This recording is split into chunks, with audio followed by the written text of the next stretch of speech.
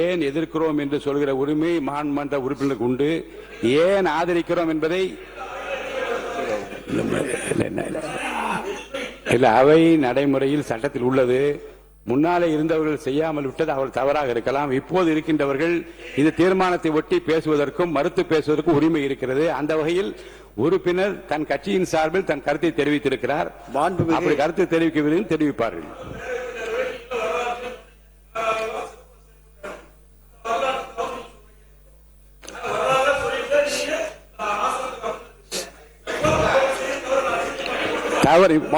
ஒரு உறுப்பினர் நீங்க பாருங்க, உறுப்பினர் நான் சொல்லுகிற கருத்தை மாற்றி பேசக்கூடாது. முன்னாலே இருந்தவர்கள் செய்யாமல் விட்டதற்காக இப்போது இருக்கின்றவர்கள் செய்யக்கூடாது என்று சொல்லக்கூடாது.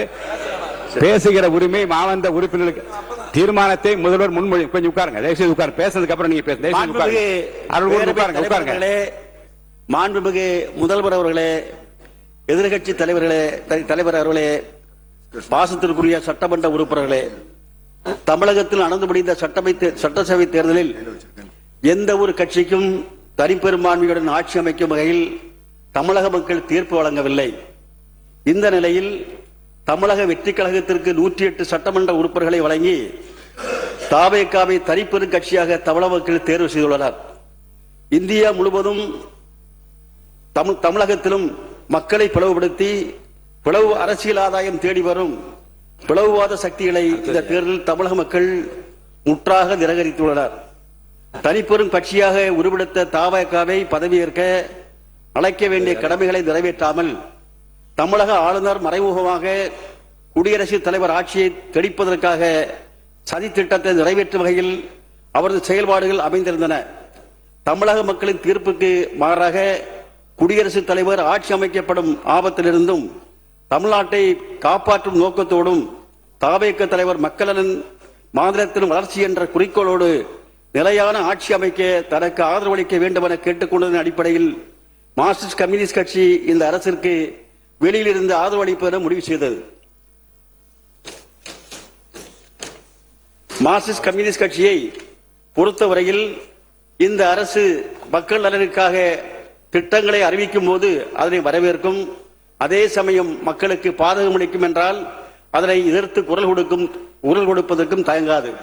அதே போன்று தமிழகத்திற்கு ஒன்றிய அரசிடமிருந்து கிடைக்க வேண்டிய வரிவாயில் உரிய பங்கு கிடைப்பதிலும் பேரிடர் நிவாரணம் மற்றும் கல்விக்கான நிதி உள்ளிட்டவைகளை பாரபட்சமின்றி கேட்டு பெறுவதிலும் மார்க்சிஸ்ட் கம்யூனிஸ்ட் கட்சி இந்த அரசுக்கு உறுதுணையாக இருக்கும். இந்த அரசுக்கு ஆதரவை தெரிவித்துக் கொள்வதோடு மேலும் இந்த அரசாங்கம் மதசார்பின்மை, எளிய மக்களை உள்ளடக்கிய பொருளாதார வளர்ச்சி, கூட்டாட்சி, சமூக நீதி கோட்பாடுகளை உயர்த்தி பிடிக்கவும் தமிழக சட்டமன்றம் பாரம்பரியமாக கடைபிடிக்கப்படும் மரபுகளையும் மாண்புகளையும் உயர்த்தி பிடிக்கவும் ஏழை எளிய உழைப்பாளி மக்களின் விருப்பத்தை நிறைவேற்றுகிற வகையில் திறம்பட செயல்பட வேண்டும் என மார்க்சிஸ்ட் கம்யூனிஸ்ட் கட்சியின் சார்பில் தெரிவித்து இந்த அரசுக்கு முழுமையான ஆதரவை தெரிவித்து உட்காருகிறேன். மாண்புமிகு உறுப்பினர் திரு வன்னியரசு அவர்கள்.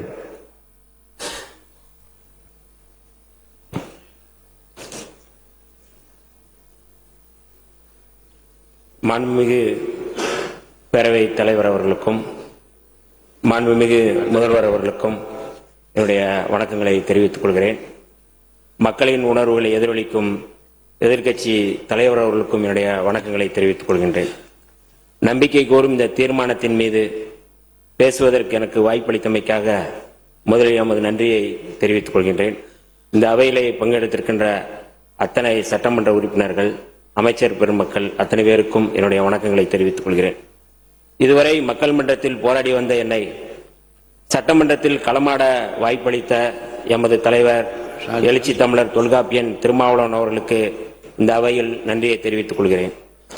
எம்மை நம்பி வாக்களித்து வெற்றி பெற வைத்த திண்டிவனம் தொகுதி மக்களுக்கும் கூட்டணி கட்சியைச் சேர்ந்த தலைவர்களுக்கும் கூட்டணி கட்சியினுடைய தோழர்களுக்கும் எமது நன்றியை தெரிவித்துக் கொள்கிறேன். விடுதலை சிறுத்தைகள் கட்சி உள்ளிட்ட மதச்சார்பற்ற கட்சிகளின் ஆதரவோடு பொறுப்பேற்றிருக்கும் இந்த அரசு நம்பிக்கை வாக்கெடுப்பில் வெற்றி பெற்று 5 ஆண்டுகளுக்கு நீடிக்கும் என்று நான் உறுதியாக நம்புகிறேன். அதற்காக முன்கூட்டியே விடுதலை சிறுத்தைகளின் சார்பில் எமது நன்றியை தெரிவித்துக் கொள்கின்றேன், வாழ்த்துக்களை தெரிவித்துக் கொள்கிறேன். விடுதலை சிறுத்தைகள் கட்சியும் இடதுசாரி கட்சிகளும் காங்கிரஸ், இந்திய யூனியன் முஸ்லீம் லீக் ஆகிய கட்சிகளும் திமுக தலைமையிலான மதச்சார்பற்ற முற்போக்கு கூட்டணியில் இடம்பெற்று தேர்தலை சந்தித்தோம். ஆனால் இந்த தேர்தலில் தவேகாவுக்கு தமிழக வெற்றி கழகத்திற்கு பெரும்பான்மை கிடைத்து ஆட்சி